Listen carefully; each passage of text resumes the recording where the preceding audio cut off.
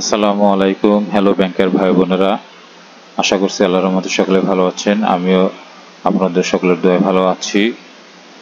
সামনে 99তম banking diploma,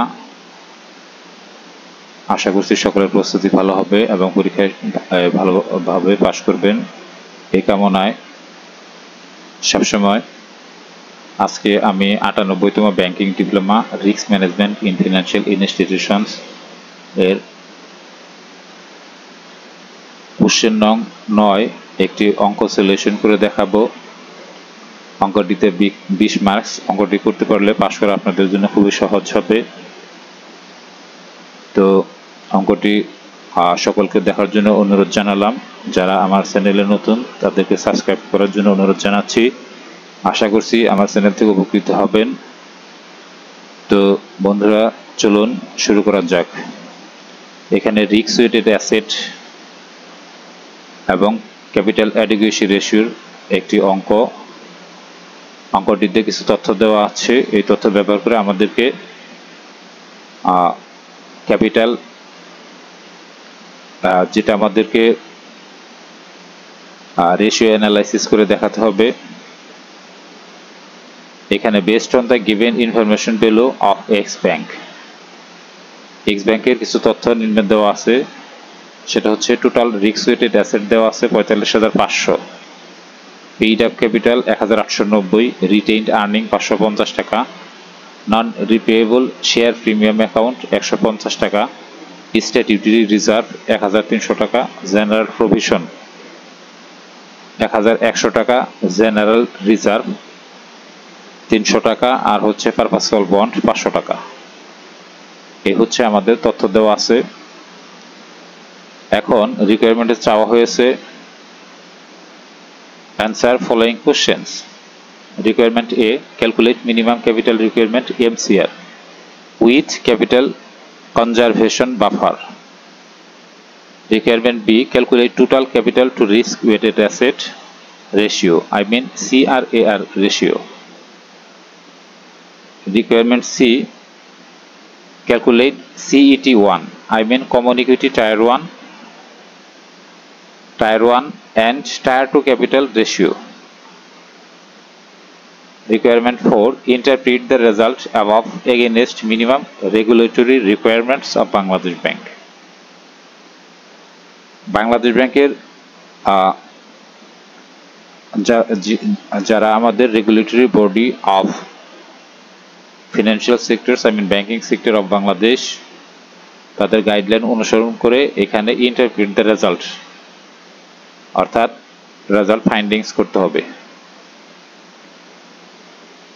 এখানে অঙ্কের শুরুতে আমি আপনাদেরকে একটু বোঝানোর চেষ্টা করব। সেটা হচ্ছে পেইড আপ ক্যাপিটালটা কোন ধরনের ক্যাপিটাল, টায়ার 1 ক্যাপিটাল না টায়ার 2 ক্যাপিটাল, এর একটি সূত্র এখানে আমি বাংলাদেশ ব্যাংকের গাইডলাইন অনুযায়ী, তাদের গাইডলাইনে যেটা আছে এটা আমি হুবহু কপি করেছি। সেটা হচ্ছে কমন ইকুইটি টায়ার 1 ক্যাপিটাল, অর্থাৎ টায়ার 1 ক্যাপিটালের মধ্যে আছে paid up capital, non repayable share premium account, এরপর আছে statutory reserve, general reserve and retain earning, এর সাথে আছে ডিভিডেন্ড ইকুয়ালাইজেশন রিজার্ভ। এই হচ্ছে আমাদের কমন ইকুইটি টায়ার 1 ক্যাপিটালে। এগুলো যদি আমাদের ইনফরমেশন দেওয়া থাকে তাহলে সবগুলোই আসবে কমন ইকুইটি টায়ার 1 ক্যাপিটালের মধ্যে। আর টায়ার 2 ক্যাপিটালের মধ্যে আসবে আমাদের হচ্ছে জেনারেল প্রভিশন আর সাবঅর্ডিনেট ডেট। তাহলে এখানে প্রথমে আমাদেরকে রিকোয়ারমেন্ট এতে চাওয়া হয়েছে calculate minimum capital requirement with capital conservation buffer. এখানে আমাদের দেখুন,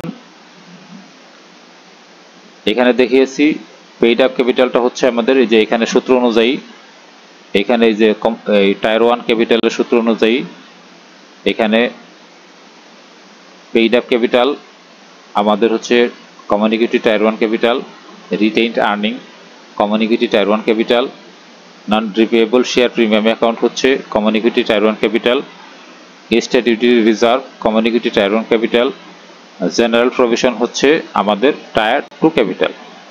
এই যে এখানে দেখুন টায়ার 2 ক্যাপিটালের মধ্যে আছে আমাদের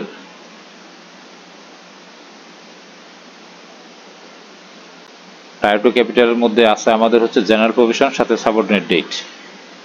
তাহলে এই যে জেনারেল প্রভিশন 1100 টাকা, তাহলে এই জেনারেল প্রভিশন 1100 টাকা আমাদের টায়ার 2 ক্যাপিটালে আসবে।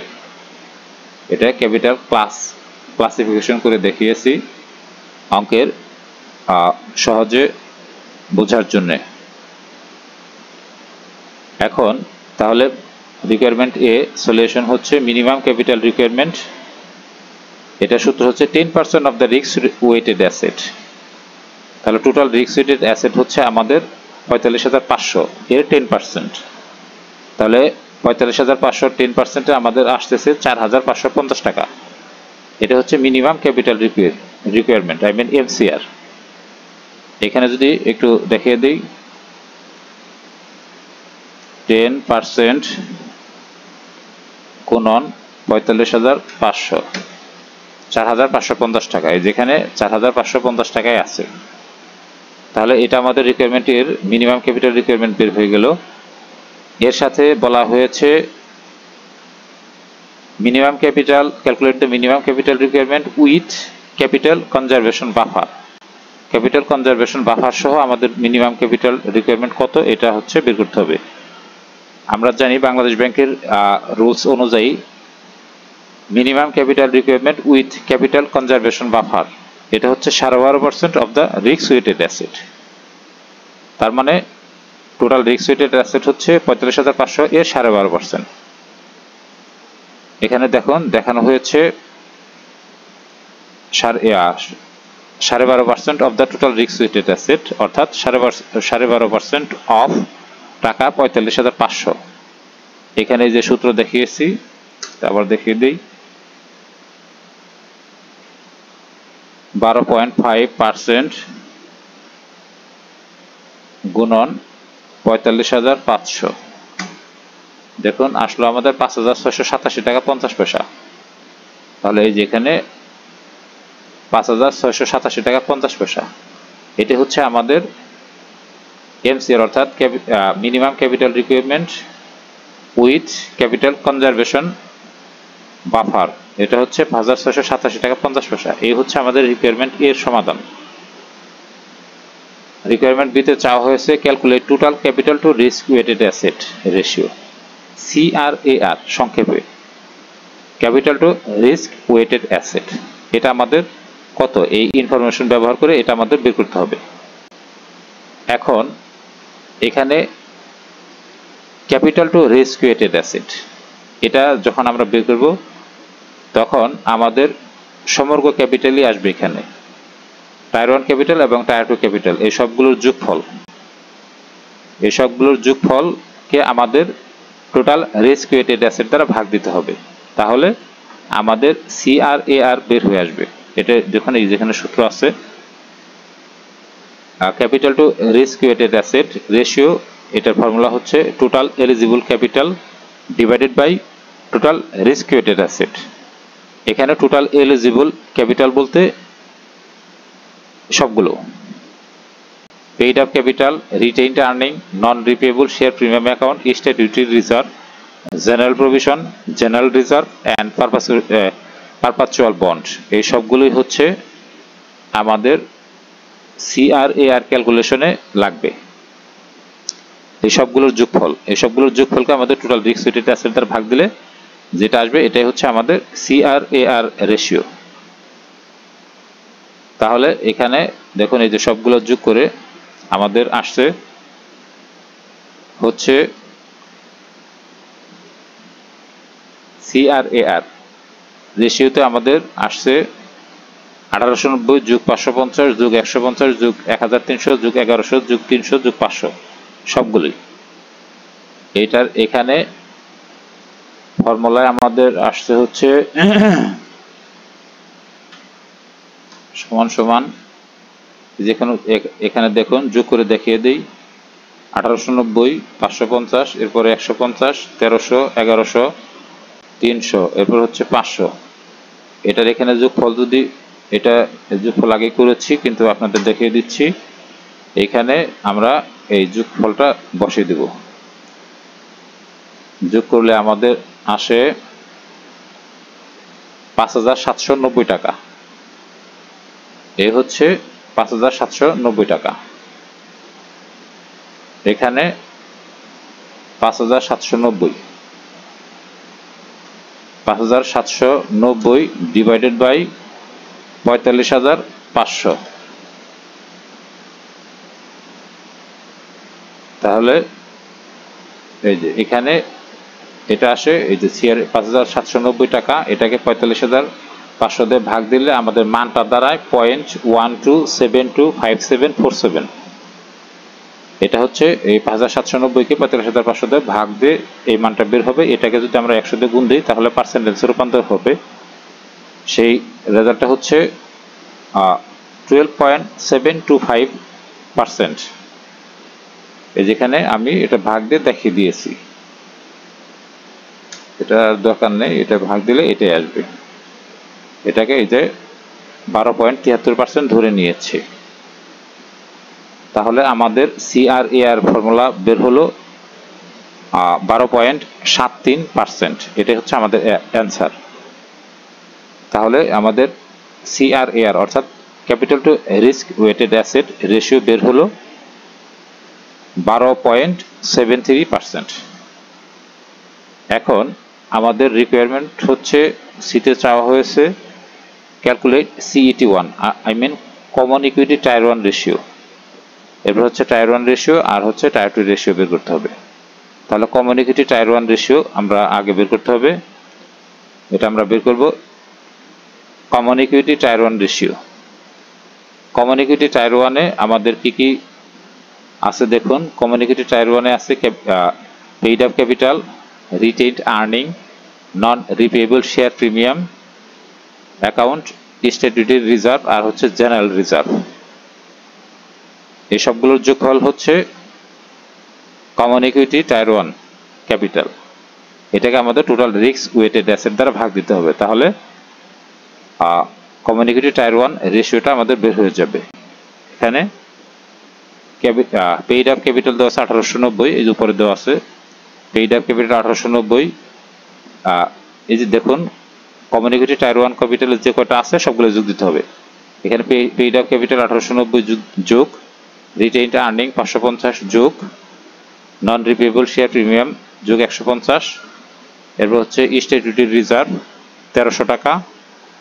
এটা হচ্ছে কমন ইকুইটি টায়ার 1 ক্যাপিটাল।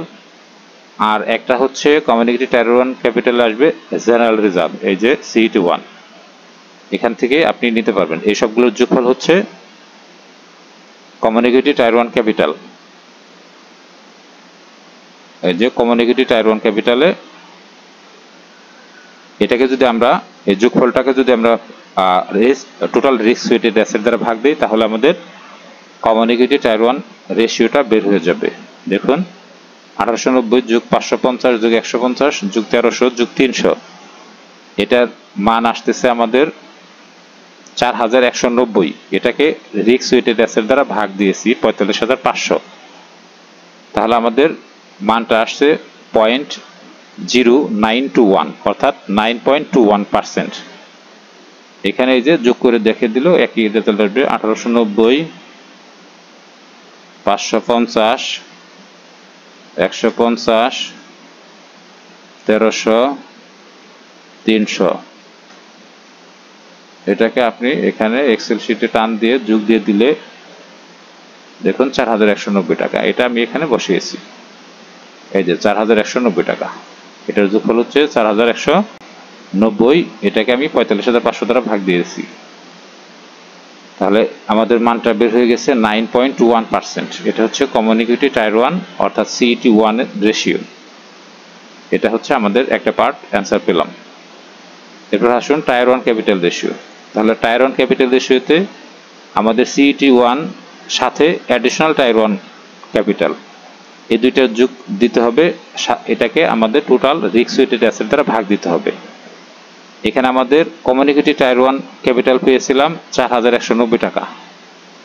এই যেটা 4190 টাকা, এটার যোগফল মানে paid up capital, retain earning, non repayable share premium, statutory reserve, general reserve, এটা হচ্ছে কমন ইকুইটি টায়ার 1 ক্যাপিটাল। এইটার যোগফল হচ্ছে 4190, আর এর সাথে আসবে আমাদের additional tier 1 capital.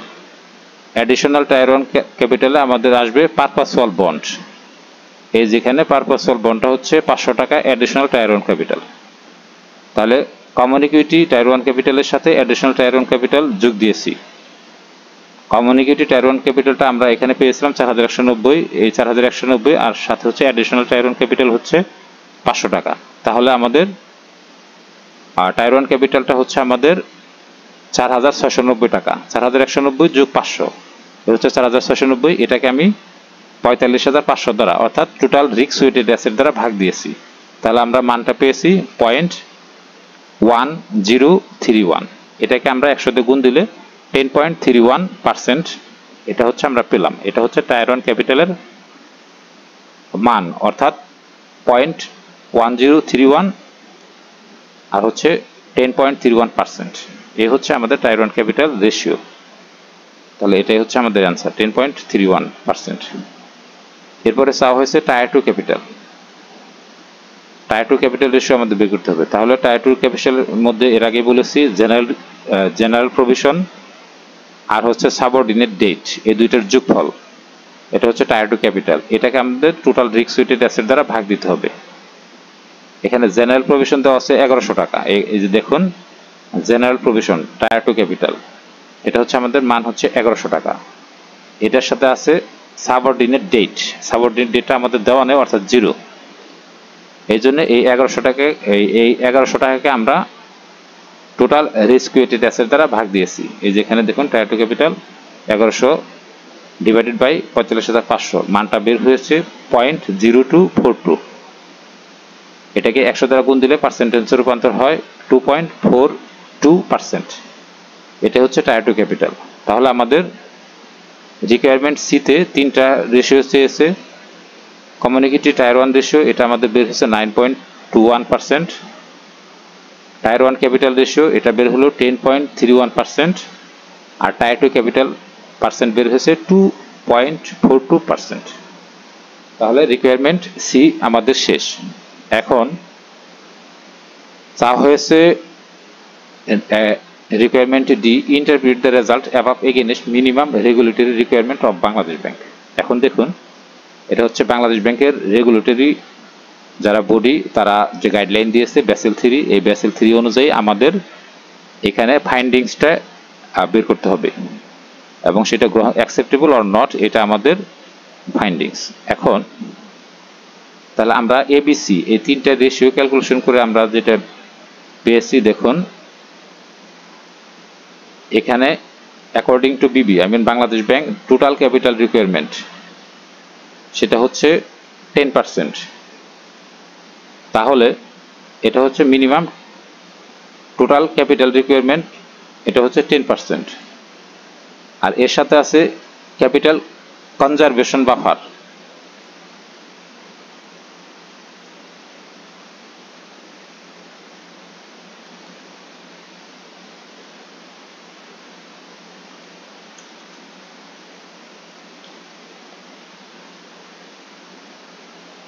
Capital conservation buffer আছে 2.5%। তাহলে আমাদের minimum total capital plus capital conversion buffer, এই দুইটা 10% আর হচ্ছে 2.5, তার মানে মিনিমাম হবে 12.5%। ক্যাপিটাল কনজারভেশন বাফার সহ মিনিমাম ক্যাপিটাল রিকোয়ারমেন্ট একটা ব্যাংকের হচ্ছে 12.5%। তাহলে এখন দেখুন আমরা যেটা পেয়েছি, এখানে